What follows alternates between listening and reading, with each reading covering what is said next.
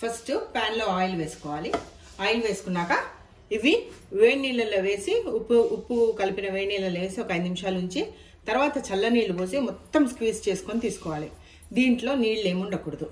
ఇవన్నీ వేడి చేస్తున్నాం కదా, ఆ నూనెలో వేసేసుకోవాలి. వేసుకొని ఇవి దూరగా పచ్చివాసన పోయేంత వరకు వేయించుకోవాలి. దీన్ని మీల్ మేకర్ ఒకలాంటి అరోమా వస్తుంది. ఆ అరోమా పోయేంత వరకు మనము దీన్ని ఫ్రై చేసుకోవాలి. చూసారు కదా, ఇట్లా కొంచెం మంచిగా రెడ్గా అవుతుంది. ఇంకా కొంచెం సేపు ఫ్రై చేసుకుందాం.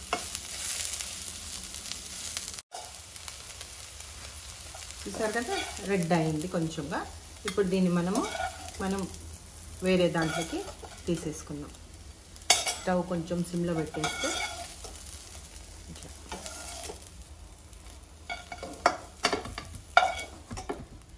డిఫరెంట్ అరోమా వస్తుందండి. మనం నీళ్ళల్లో వేసింది కాకుండా ఫ్రై చేస్తే డిఫరెంట్ అరోమా వస్తుంది మన ఫ్రెంచెస్కి. అదే ప్యాన్లోకి కొంచెం నూనె, అలానే కొంచెం నెయ్యి కూడా వేసుకుంటే బాగుంటుంది. నెయ్యి నూనె రెండు మంచిగా వేడెక్కినవి సన్నగా తరిపెట్టుకున్న ఉల్లిపాయలు ఇవి వేసుకొని ఉల్లిపాయలు మాత్రం బ్రౌన్ అయ్యేంత వరకు వేయించుకోవాలి. దీంట్లోకి 2 బే లీఫ్, అలానే కొంచెము పత్తరకాపు అంటాము, అది కూడా వేసుకుంటే దీని అరోమా మనకి నీళ్ళల్లోకి చేయాలి పులావ్ చేసేటప్పుడు.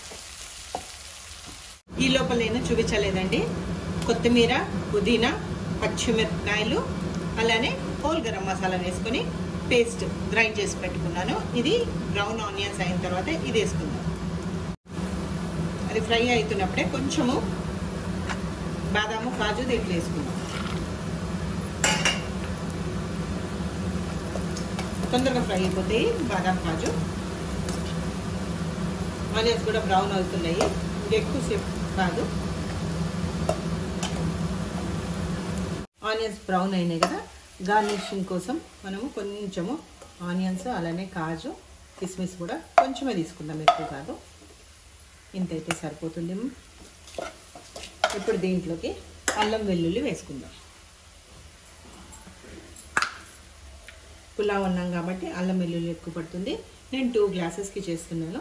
సో 1 స్పూన్ అండ్ 2 స్పూన్స్ వేసుకోవాలి తప్పకుండా. సరే కదా, అల్లం వేసేయంగానే మంచి అరోమా వస్తుందండి. అల్లం వెల్లుల్లి వేసుకొని అట్లనే మనం గ్రైండ్ చేసి పెట్టుకున్న కొత్తిమీర, పుదీనా, పచ్చిమిరపకాయలు, హోల్ గరం మసాలా ఈ పేస్ట్ కూడా వేసేసుకుందాం.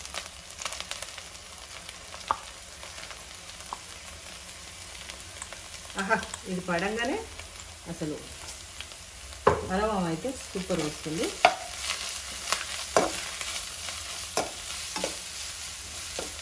కొంచెం మాడకుండా కొంచెం నీళ్ళు పోసేసుకుందాం. చూసారు కదా, కొంచెం నీళ్ళు పోసుకుందాం, మాడద్దు.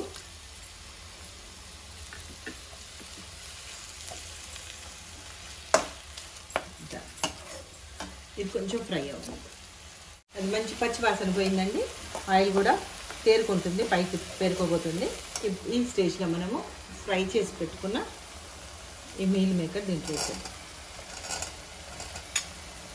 కొంచెం ఉంచిన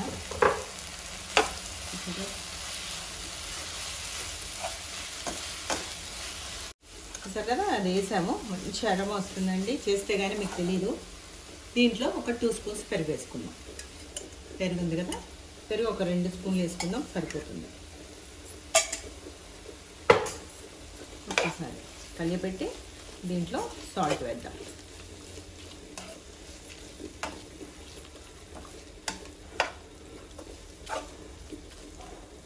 దీంట్లోనే అన్నానికి సరిపడేటట్టు 2 గ్లాసుల రైస్ కాబట్టి నేను 2 స్పూన్స్ ఆఫ్ సాల్ట్ వేస్తాను.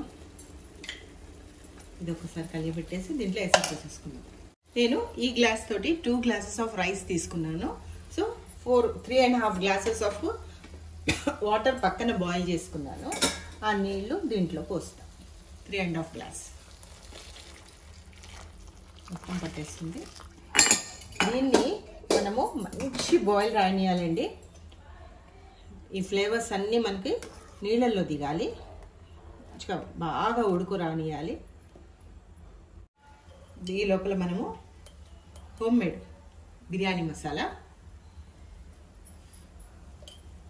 అలానే కొంచెము చాట్ మసాలా పైనుంచి,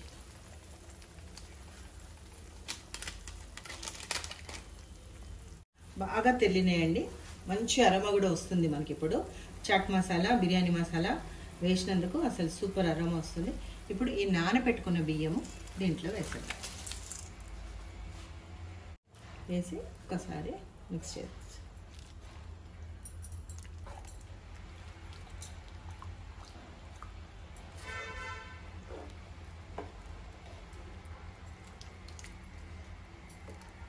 ఈ స్టేజ్లో మనకు కావాలంటే ఇది తీసేయచ్చు.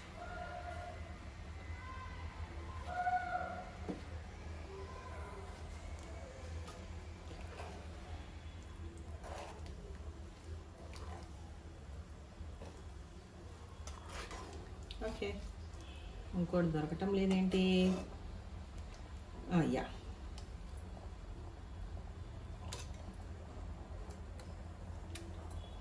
తీసేయచ్చు. మూత పెట్టేసుకుందాం. బాగా ఉడుకుతున్నప్పుడు తీసి సిమ్లో పెట్టచ్చు. మధ్యలో ఒక్కసారి తీసి కలియబెట్టుకుందాం. అరోమా అయితే అద్దరిపోతుందండి.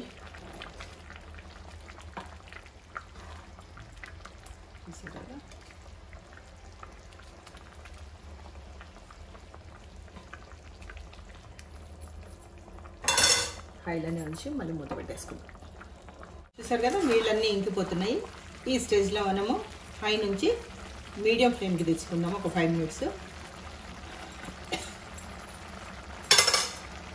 Medium flame. ఇంకా సిమ్లో పెట్టలేదు, మీడియం ఫ్లేమ్ ఉంది. ఒక 5 నిమిషాలు మూత వేసేసుకొని, నీరు మొత్తం ఆల్మోస్ట్ అలా ఇంకిపోయిందండి. ఇప్పుడు మొత్తం సిమ్లో ఒక 10 మినిట్స్ పెడదాము.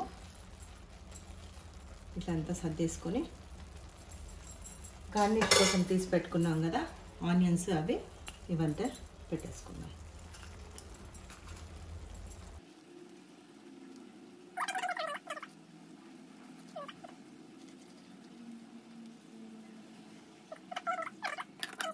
మంచి అరోమా వస్తుందండి. 10 మినిట్స్ అయిపోయింది.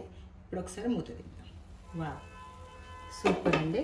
ఇక అయిపోయినట్టు ఒక్కసారి కన్ఫర్మ్ చేసుకుందాం. అడుగు ఏమన్నా అంటుందా అనేసి. లేదండి, పర్ఫెక్ట్. పులావ్ రెడీ. ఇంతేనండి, న్యూ ఇయర్ స్పెషల్ ఈరోజు మా ఇంట్లో మీల్ మేకర్ పులావ్. దించేసే ముందు మనము ఇక్కడి నుంచి ఆవిరిపోతూ ఉంటుంది మంచిగా. ఇది దీని లోపలే దమ్ అవ్వాలి. సో ఇట్లా కొంచెం గోధుమ పిండి తీసుకొని పెట్టేశారనుకోండి, ఒక 10 నిమిషాల తర్వాత పర్ఫెక్ట్గా అయిపోతుంది. ఇంకా స్టవ్ కట్టేయడం. Thanks for watching. Please like, share, subscribe.